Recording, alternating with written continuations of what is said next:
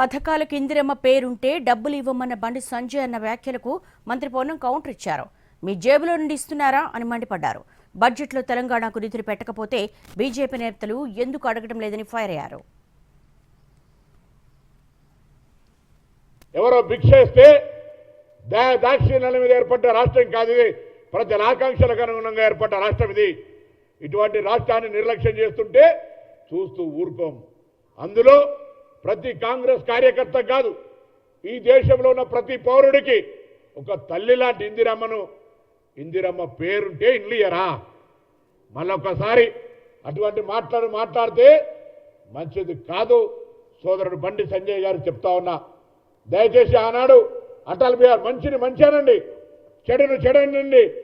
ఆనాడు పాకిస్తాన్ తోటి అంత పెద్ద శ్రమ ఉండే సందర్భంలో యుద్ధం కలిసి ఒక పక్క బంగ్లాదేశ్ దేశాన్ని ఏర్పాటు చేయించినటువంటి ఘనత ఆనాడు అటల్ బిహారీ వాజ్పేయి గారు చెప్పారు, ఏ వీర్ నారీ హే, దుర్గా మాతా హే అని కీర్తించబడ్డటువంటి ఆ మహిళ దేశంలో రాజాభరణ రద్దు చేసి గరీబీ హఠావో చేసి అనేక పేద ప్రజల సంక్షేమం కొరకు ఇండ్ల నిర్మాణంతో పాటుగా భూ పంపిణీ కార్యక్రమం చేసి ప్రపంచంలో ఏ నాయకురాలు చేయని విధంగా ఉక్కు